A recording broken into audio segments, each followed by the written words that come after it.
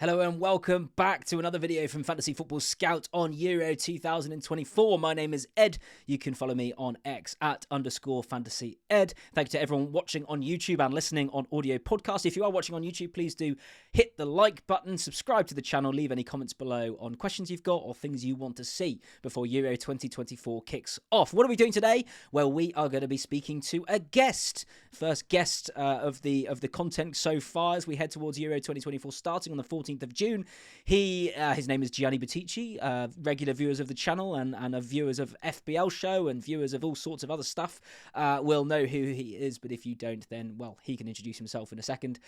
He's going to be talking to us about what we should be expecting from Italy, their starting lineup, their chances, their tricky group, should we be picking their players, and also he's going to be sharing with us his team for Euro 2024, or at least his first draft. So, without further ado, let's get going on this Italy preview and Gianni Intro's Euro 2024 team.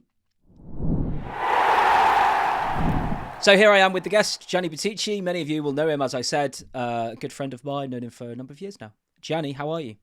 I'm very well, thank you, mate. Lovely to be back on chatting with you on Fantasy Football Scout, and of course, about a game I know and love, and that is the Euros. I love international football, mate. For me, it is and always has been the pinnacle. It is for me as well. I've said this. I love the Champions League version of the game because, again, it's condensed version of the game. Like in Champions League, it's 13 match days. In this, there's only 7. I love that because every week is important. I love the ability to change captains. I love the ability to change substitutions. Yeah. Anyway, separate from the game, are you excited for the Euros in general? As you're an Italy fan. Why is that? Why are you an Italy fan? Yeah. People ask me what team. You went on holiday to Italy once. Is that right? People ask me what team I support, like in general, and I go Italy. Like, I don't give you a club team. Like, yes, I'm Chelsea bias or I like Serie A teams, but my team, my number one team I support in sport in general is the Italian national team. People ask me why. Like, born in England, I'm half English. I'm also half Italian, and I was raised by my dad watching football and only football on TV and always Italian football. Like, my dad was going to let his son support England, who, like, they are the opposition. England, like every other country, were the enemy, the opposition. Most kids don't like, you could live in London and go, I support Man United because my dad did, and no one has a problem with that. Yeah, I go, I support Italy because my dad did, and everyone has a problem with it. I've actually more Italian blood in me than English blood, but no one cares about that. I think it's mainly because when you beat us in the final, you didn't shut up on Twitter. I think that's mainly it. Yeah, mate, I've lost followers. I've lost more followers than I've gained in the last month on Twitter, and that's because my Twitter account has become an Italy account, and I'm fine with that. I will tweet what I want to tweet. Exactly.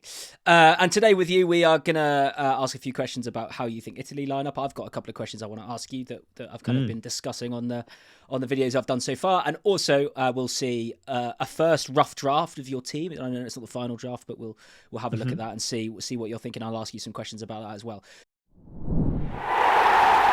Hello everyone, I just want to take a couple of minutes of your time to tell you about our sponsors for our Euro 2024 content. We're delighted to announce we are partnering with FANTEAM for the tournament, and FANTEAM are doing something amazing and seriously unique for our viewers. They are running a free tournament where there's a £2,000 prize pool and some additional prizes on offer as well that I'll talk about in a second. If you've never played FANTEAM, essentially it's fantasy football. It's the same where you can win cash prizes, you can pay money to play some games, but this one is free.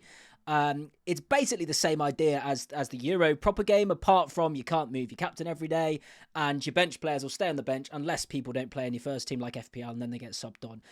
The player prices are a bit different as well, but as we go through, please do click in the link below to sign up for an account. That's all you need to do to access this free game. Sign up by clicking the below, make an account. You don't need to deposit any money or anything like that, completely free.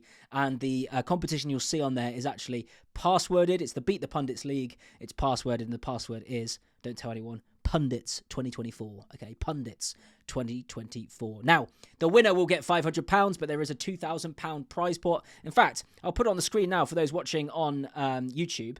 There, you see, you win prizes all the way down to 160th place, right? If you're 160th, you'll get £2. But that's not bad for a free tournament, right? But first place 500, second place 150, third place 100, and then it goes down, down, down, down. Why not join? There's an absolute no-brainer to join. All you need to do is log into your FanTeam account or create an account and join for free. Again, the password is Pundits 2024 for the Beat the Pundits League. Now, there is an additional incentive, however, because if If you beat the Fantasy Football Scout Teams League, and we're going to have all our guys like looking at that and making sure that picks are right, we're going to do as well as we can. But if you beat us, and you'll know where we are in the table, by the way, because we have a little sign next to our name. If you beat us, you get a free month's premium subscription at Fantasy Football Scout. So every single team that beats us gets that. So why wouldn't you join? Completely free, £2,000 prize pool, and you can get a free month if you beat the Scout team. So do you back yourself? We're going to have to do well, aren't we? Do you back yourself? If you do, then sign up using the link below, and let's get this league full of people trying to beat the pundits. As always, this promotion is 18 plus only. And also, as always, please gamble responsibly. So, straight up, we have got here your... in fact, we're not going to look at that first. I'm going to get rid of that. I'm going to put your Italy lineup. Let's talk about Italy. So, let me tell you what I've got in front of me. I think I WhatsApped you this. This is the team that I talked about, that FPL Reaction did, who watches a lot of football. He is very good. He's not going to get everything right, as I said. He's not... a fan of every single country, but he does do a lot of research. He's put this together, and I did a whole video, if you haven't seen it, by the way, on predicted lineups for Group A and Group B. That's and obviously, very good. Thank you. Italy are Group B.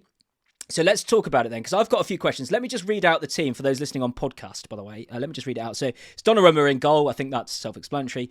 Back, kind of centre-back three of Bastoni, Buongiorno, or Buongiorno. Is that literally Buongiorno? Is that literally hello? Yeah, Buongiorno, right. Good day. Yeah, like that. Okay. That's the same spelling and everything. There you go, Buongiorno. So Bastoni. So when I say Buongiorno in the podcast, I'm not just saying hello in Italian. It's a player. And then Darmian. And then left wing back DiMarco, right wing back Di Lorenzo. In the middle, Jorginho and Barella. And then on the left of left wing, I guess, Pellegrini. Right wing, Chiesa and Scamacca up top.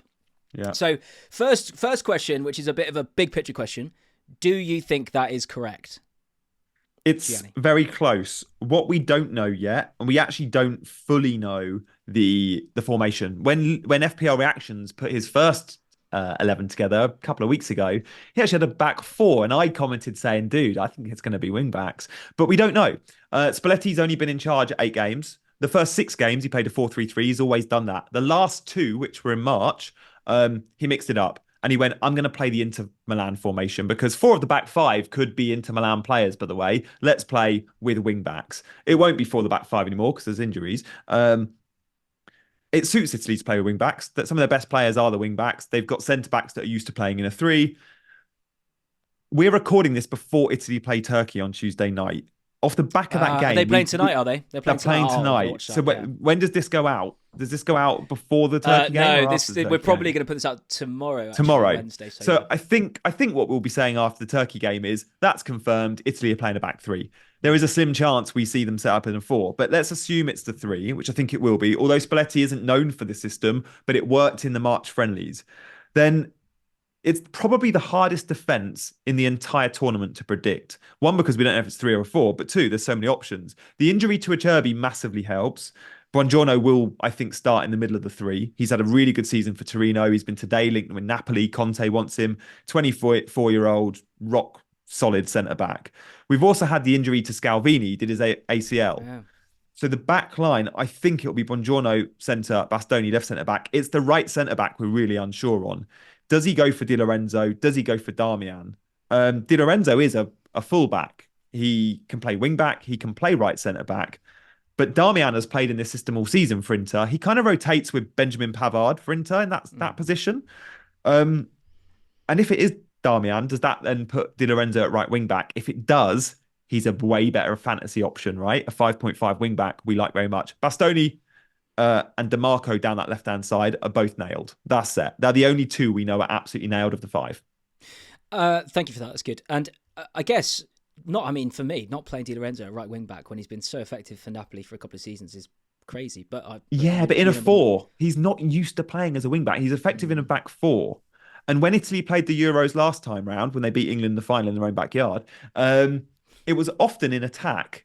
They went to a back 3. Spinazzola down the left-hand side was like a winger. You might remember if you played the game. Spinazzola was so advanced. It meant when he went, Di Lorenzo tucked into what was almost a back 3 with Chiellini and Bonucci. Yeah, as I said in the one of the videos I did, Euro 2020 was the year of the wing backs, wasn't it? You had Joachim Maya, you had Dumfries, you had Spinazzola, and we all had all of them.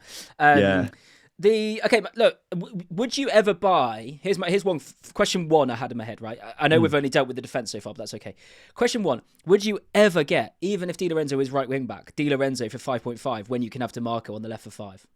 No, not in any world, because DeMarco also has set pieces. Even in open play, if they're both wing backs, DeMarco's average position will be higher. Okay. Just will be. Yeah. Good. Well, that confirms. Cambiasso could play right wing back. He's a 4.5 option. There's also a kid called Bellanova. He could get the nod instead of Cambiasso. We really don't know who's going to play right wing back. If it's Cambiasso or Bellanova, they're 4.5 million options. We will know off the back of the 2 friendlies which one is likely to start versus Albania. Right. Yeah. Okay. Well, that's helpful. Look, let's go to. I mean, actually, just a question on your defence. Are Italy, I mean, I've said a few times, and I know you text me saying, what nonsense are you talking about on Italy? But they're in a hard group, right? They are. Spain, Croatia, and Albania. Obviously, Albania, you expect them to win that, but I do say there's always a team that surprises us. Like Hungary at the last tournament, it could be Albania. They've got some players who play for big teams, Inter Milan and Atalanta and all that sort of thing. But is your defence one to back or not? Because of the group, depending on your chip strategy, but if you're picking players for the 3 games and you're not on like the effective free hit each round in the groups, then I would go DeMarco only. If I was going for effectively a free hit in match day 1, I would double up with Italy at the back. But Croatia and Spain, tough games. Like Italy don't concede many, but under Spalletti, they've not looked the tightest. And Spalletti is a front foot manager. It won't be a defence first Italy. Yeah. Like Donnarumma at 6 is so expensive, for example. I just wouldn't go there, Yeah, I've said this in other videos. I do not understand why you'd go with anyone other than Pickford at 5. I don't know why he's 5. Yeah. Why on earth is he 5? He should be 6. He should be up there because he's England, right? Not because of Pickford, really, just because England. All right, who's your first game against? Is it against? It is against Albania, which right. I think helps. Although Italy are known as slow starters, and I was impressed. I saw that Albania team, because you did 4 minutes on Albania in the video the other day. I was like, oh, he's Albanian. If you play Serie A fantasy, like a lot of these guys, or a few of them are based in Serie A, they're good players for good teams. Albania are going to be no mugs. Like, I don't know. It'd be so Italy to draw 1-1 that opening game. Like, you could see it. That's slow starters. And the thing is, I've said the opening games are always cagey because no one wants to lose.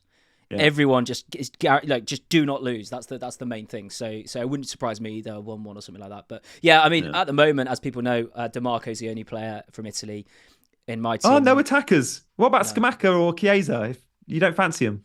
Well, let's go into midfield first. We'll come to them. So you've got this 2-man midfield essentially of Jorginho and Barella. Talk to us about that. Is Jorginho nailed? Because he's a 5 million player. And I've got another question about Jorginho that you know what I'm going to ask. But let's talk about the midfield first. Yeah. I know you love Barella, right? Yeah, I love him. And Barella shouldn't be playing in a midfield 2 ever. But unfortunately, with this system, it will be kind of probably a midfield 3. It will be Jorginho, Pellegrini and Barella. And then maybe a front 2. It might be a 3-5-2 rather than a 3-4-3. Barella in a 2 could be seen as wasted because he's so good going forward. But in a 3, he's dynamic. He will get some goal contributions. He's been priced about right. I love Barella. He's probably Italy's most talented. Like, if I look at world-class players in their position, Barella is always on the Ballon d'Or shortlist. Like, Barella is a top-tier elite player. And Jorginho will be starting. If you asked Italy fans a year ago, will Jorginho be in the Italy team? You'd probably say no. And Locatelli hasn't had the best of seasons. Verratti is no longer a thing. He doesn't get picked because he plays in Qatar. And of course, Sandro Tonali would be in this 11, I think, instead of Pellegrini. But the midfield is therefore weaker without those players mentioned. And Jorginho's experience and guile is needed. He's also not worked that hard this season because he's probably played half the Arsenal minutes, right? And with that in mind, he'll go into the Euros relatively fresh. You mentioned Tonali, obviously. I'm a Newcastle fan. So I remember, though, before we went in for Tonali, we made a bid for Barella. And that we couldn't get him. And then we made a bid for Tonali. And they accepted a kind of a lower fee, and we thought, oh, this is good, we've got a bargain. Now we know why. Anyway, front 3. Okay, so Jorginho, Barella. Look, the question is Jorginho on penalties? A year ago, or not a year ago, when Spalletti came in 9 months ago, he said Jorginho won't be on pens. Like, I think he's missed the last 4 or something outrageous for Italy. Right. But before that, his record's insane. Like, it's a really good record, but he's missed the last 4. The problem is when you look at this Italy 11, none of these guys take pens for their clubs, other than Jorginho at times at Arsenal. Because at 5 million, I mean, the point is, if you need a budget midfielder, Yeah. surely the best one would be Jorginho at 5 million on pens if he started. And with the extra point for the Ball recoveries, yeah. recoveries, which Jorginho's quite good at. We just don't know if he's on pens. Who else would take them? Could Scamacca, if he's on the pitch? Could Barella or Chiesa because of their sort of level of confidence in front of goal? There is no obvious candidate. I think Jorginho will have them if I was punting. Okay. So hopefully what we want to see is a first 11 out tonight for Italy and they get a pen. Yeah, right. Because it was interesting, wasn't it, for England last night with Kane off the pitch, who takes Palmer. Although, to be fair, there was a lot of players not on the pitch, wasn't there, from the first team. But, Palmer scored so many for Chelsea, you'd think. Anyway, we're talking about... He's never missed. Palmer. Never missed. Yeah. Front three of Pellegrini on the left, Scamacca through the middle, Chiesa on the right. Do you agree with that? Yeah, I think so. I mean, Pellegrini, I think will play in the midfield three with Barella. His average position will be similar. Barella always drifts right. Pellegrini always drifts left at club level. The problem with Pellegrini on the left is Chiesa also likes to adopt the position on the left. Chiesa can play both sides, but he's better on the left, turning onto that right foot. I think we might see Chiesa more central, though. And Chiesa down the middle, he's actually been listed as a forward in this game, which is quite rare. Usually, if you're a wide forward, you're listed as a mid. But both Rafa Leao and Federico Chiesa, two of the wide forwards listed as strikers. Chiesa's the star pick. He hasn't had a good season for Juve. Didn't really get on with Allegri. But when he puts on the Azzurri blue head, Chiesa is a different beast. If you watched the Euros last time round, even the final against England, I thought he was our best player. He got in team of the tournament for a reason. 5 Italian players made that team of the tournament, that 11. 5. Chiesa was one of them. This guy is a star. He's 7.5 million. He'll probably play 90 most games. I think he's a really good value pick, even though he's listed as a forward. We'd prefer him as a mid. Newcastle are linked with Chiesa quite a lot, actually. How old is he? Like 27, 26, 27? No, younger. I'd say probably 25 if I was guessing. He seems to have been around forever. Well, he was a bit of a child star, back at Parma. I'm going to Google it as we're speaking, but I'd say he's 26. I just remember that on Football Manager versions, almost 26.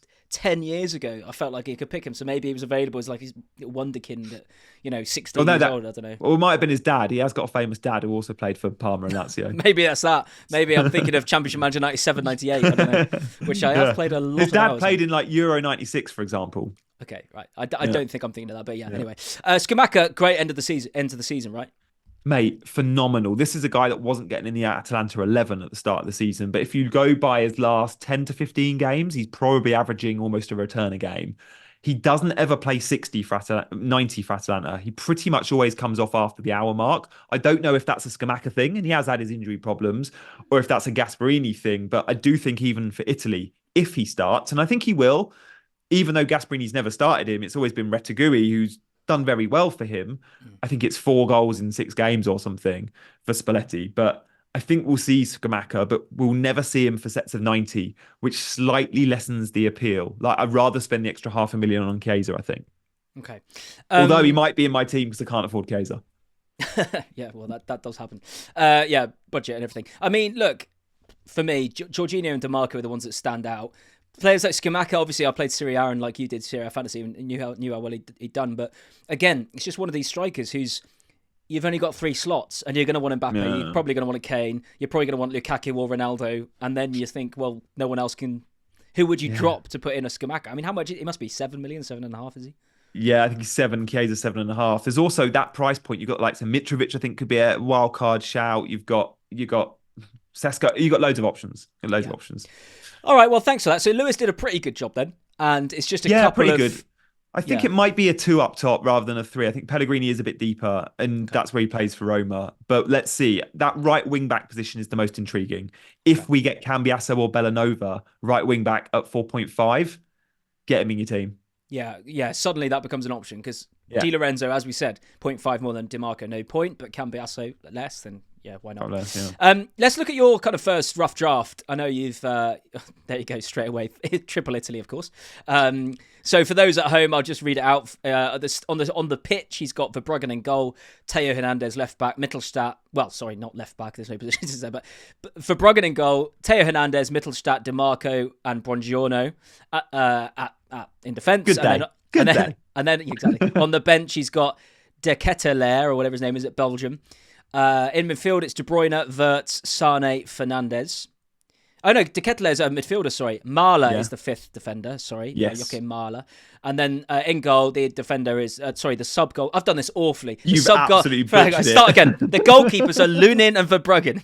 The defenders are Theo Hernandez, Mittelstadt, Di Marco, Buongiorno, and Mahler. The midfielders are De Bruyne, Wirtz, Sane, Bruno Fernandes, and De Ketelaere, and up front is Lukaku, Mbappe, and Skamaka. So, just a couple of initial things to say. You have got triple Germany, you've got triple Belgium, you've got triple Italy, you've got no Kane, you've got no Ronaldo, you do have Bruno Fernandes. Yeah. Talk to me, talk it through, come on. Yeah, double France in there as well. So I guess I should just make it clear. My chip strategy is to go with the whole new looking team for the first 4 weeks. So it'll be some sort of variation of wildcard in 2, limitless in 3, or vice versa. I'm not sure yet. So with that in mind, I'm only picking for the first game week. Now, a little bit like I would play FANTEAM, where you just stack on certain teams. That's how I'm approaching this. I'm also playing Euros fantasy a little bit like I perhaps used to play FPL. Like, I'm playing with a little bit more. I don't care about the template. I don't care if I do rubbish or well. Like, I'm just playing with the guys I think are going to get the points, and without things like ownership into question. Which is why I'm okay not owning Kane and Ronaldo for the match day one. It's either Kane or Mbappe. I think I'll go Mbappe, but could drop Mbappe. In terms of the Italian assets, we've spoken about them, so let's not go into detail. That Buongiorno spot will hopefully be a Cambiasso or a Bellanova, but I'm not sure they do start. Triple Germany, I like for the opening game. I think Germany are going to win the Euros. I am backing Really? them to win. Yeah, Wow. yeah. They're third favourites. England are 3-1. I think France are around 4, Germany around 5. I'm just not sure on the Sane spot. He was never going to play in last night's friendly because I think he's suspended. But I just want to know Sane's a starter. The beauty of this is with Germany, we can make changes to our team because right up till kickoff, and Germany are match day 1 first game. So I might change Sane's position, but Wirtz I love, and the 4 million left back is just a gift. Like, he should never be 4 million, and he's going to start. And then I look at Portugal and think I need Bruno because Bruno's international record is out of this world in the last 2 years. He's got something like 24 returns in 18 games or something ridiculous. Six goals in qualifying. Portugal had the most shots and the most goals in qualifying. Yep. Yeah, and Roberto Martinez, we know he's going to let them play. Like, they'll probably concede a few. And I did have Cancelo at 6, but I just think Belgium might be leaky at the back. And I know a lot are going sells for that cheap option too. But I'm going triple Belgium attack because especially match day 1, I think they could win 3-4-0. And De Ketelaere and Lukaku are pretty differential. Like, I'm surprised more don't have Lukaku. And De Ketelaere is like 6.5. You need some cheap mids. Again, ended the season really well for Atalanta. I just hope he's a starter. We know De Bruyne, we know Lukaku, they're nailed. And then when I look at my French assets, again, like from playing Serie A fantasy, you just know how good Theo is going forward. And then Mbappe sort of kind of picks himself, but if it's him or Kane, bookies odds suggest Mbappe for match day 1, and Kane's hardest fixture is the first match day. Maybe, I don't know. I think Serbia are a tough opposition. I know Denmark aren't easy either. And then speaking of Denmark, Joachim Mæhle, like, again, people so are picking him. good 3 They're years just ago. picking him because of 3 years ago. Yes, absolutely. It's like people picking Lundstrom 2 years after he had that great season. You know, I've not watched Mæhle for ages because he doesn't play for Atalanta anymore. I don't even know where he plays, but he was brilliant in Serie A. And he's expensive because of what he did last time out. But again, Denmark match day 1, high chance of clean sheet odds. I'm going nostalgic there. So yeah, okay. Goalkeepers. We don't know about Holland's goalkeeper, do we? Verbruggen's in, but we don't know who's going to be Holland's number 1. I don't know if the friendlies will give us more of an indication there. But the beauty of goalkeepers is even if they don't start, you've got your second option you can transfer in. And and you've got Andrei Lunin there for Ukraine, obviously, and they've got they could do well, couldn't they? So okay, let me ask you a few things then. You've talked us through your team, brilliant. Your chip strategy. So you're set on that getting a fresh team 4 game weeks in a row, are you? You think that's the best use of the chips? Because I've done a whole video on chip strategy and I just disagree. You're not going with it, but you are bucking the trend there. I think most are going with getting rid of your chips. I just think as the knockouts kick in, we get so many free transfers and we do have the backup of those 3 subs that we might not even need. And we're not picking subs like an FPL where you pick subs just as bench fodder. We're picking subs to play. And if you maybe only have 1 sub 1 week and you've used your 3 or 4 transfers, you don't need a chip. My issue is you've got to pick the first thing to pick on a chip strategy is the limitless. Where you play that depends where you're going to do everything else, right? And there's only five weeks to pick from. I've got a chip strategy video that may be out before this or maybe coming out after this. I don't know yet, but there's essentially, I looked at the fixtures for match day 2, which is the first option to play Limitless. They're not great. What you want to see is the big teams playing little teams so you can get all the expensive players. So match day 2. Use it in the third week then. Rotation. France are through, Mbappe's rested.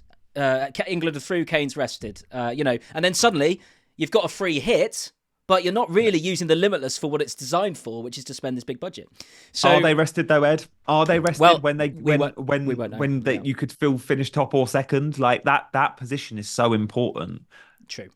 But even if it's match day 3 and England need to get a draw, Kane will get taken off after 55 minutes or something to get a rest. It's just, I don't know, maybe that's wrong. I'm obviously guessing that's going to happen, and it might not. And to be honest, most tournaments like this, match day 3, and there's actually 3 or 4 big teams that still aren't through because they've stumbled and that sort of thing. Yeah. So maybe it's being silly, but currently I'm on something quite different that I haven't seen anyone else on, and everyone's saying they're not on this. So that, although in Champions League fantasy, I always seem to have had a different strategy, and it's worked. Yeah. So, but mine is Limitless in the quarterfinals, and then the wild card in the semi-finals. So my first draft, I'm picking for the whole group stage. At the moment, I might change that, but anyway. Next question. Theo Hernandez. We obviously know how attacking he is. He's 5.5, I think. For France, I think, created the most chances in qualifying, and it was either them or, I know I said Portugal, it was either them or Portugal who scored the most goals. I think Theo Hernandez got 0 goals, and France averaged 3.6 a game or something. And I think he only got 1 assist or no assists for France, something like that. He is so the same player for France. His club form hasn't translated. So what do you think of that? Yeah, when he plays for Milan, he's given complete license under Pioli. I don't quite know if Deschamps gives him that. And when I look at France, for the 4 or 5 years where I think Theo's been one of the best left backs, if not the best in the world, he hasn't always even been a guaranteed starter. Like his brother, Lucas Hernandez, started the last Euros, I think, instead of Theo. And then you get, he picks right backs like a Pavard who don't go forward much, or Koundé. Like he doesn't actually pick attacking fullbacks, or love that. And often because France have got the wide forwards, and that's their width. But I just hope Theo is given a bit more license. He isn't as good at picking international football, I agree. But again, I'm picking because I like him so much. Just like I've gone Triple Italy. Is Triple Italy the smart call? No, double would be more than enough. But I'm doing it because I'm in this game to really enjoy it. Yeah, totally. And I do a little bit of that as well, as you know. Although I do that in all the games, and that's why I don't end up very well. Yeah. See, I don't play fantasy like that. And I used to play fantasy, FPL like that. So I want to make the most of being able to play with a bit more expression and freedom. Sure. No, I like that. What was I next going to say? Next thing I was going to say was, first of all, just if you're watching on YouTube, you can see Joachim Meyer's on the bench. Gianni deliberately set this team up wrong, so to point out something that you shouldn't do, which is how someone playing on the 16th should be on the pitch, and maybe De Bruyne on the bench, because you want the players playing last on your bench. I'm sure eagle-eyed viewers would have spotted that, so I just wanted to if your Portugal players aren't on the bench, you're doing something wrong. But I wanted a good segue into that, Ed. So yeah, good spot. Thanks. Triple Italy, what do I next want to say? I want to say, are you worried in that opening game that Scotland might hold Germany to a 1-1 or a that sort of thing, and you've got triple, currently I've got Scott McTominay captain for that first day. So what do you think?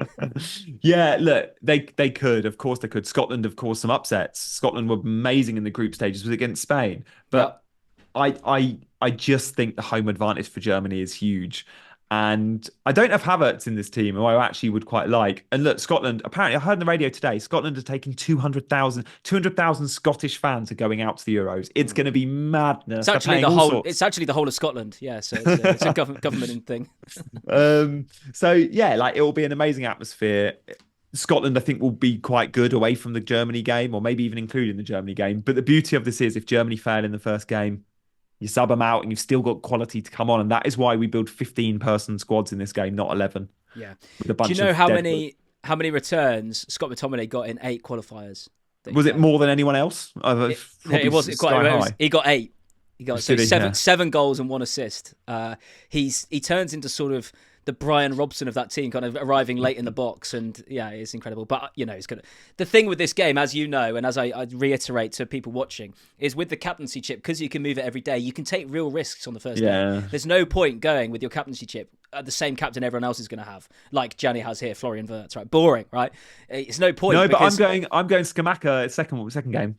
Well, you might not get the chance because if Wirtz gets a True. goal and an assist, you might be like, ooh, can I change? Whereas I'm going to go McTominay and flipping, Harry Maguire or whatever, because I'll be able to fall back on Mbappe or Ronaldo and that sort of thing. But it's all good fun. That's the best thing about this game, I think, is this stick or twist with the captaincy chip. 100%. And it's not just one stick or twist, because some don't realise you can go every single match day. So for the first round, it's 5 days. I think for the second and third round, it might be 4 times you can switch, but 5 times you can swap. That's so fun. Yeah, you may as well go for a massive differential in the first, because if you hit it, absolute jackpot, because no one would have done it. True. Maybe I'll go Sane.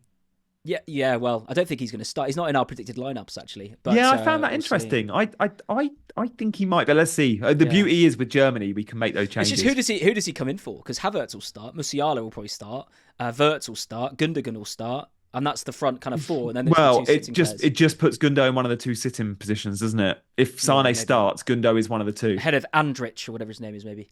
Who didn't start for Leverkusen is he from Leverkusen? I don't think he started in the Europa League final, which I thought was weird because he's a Germany starter, but didn't start for Leverkusen in the final against Atalanta.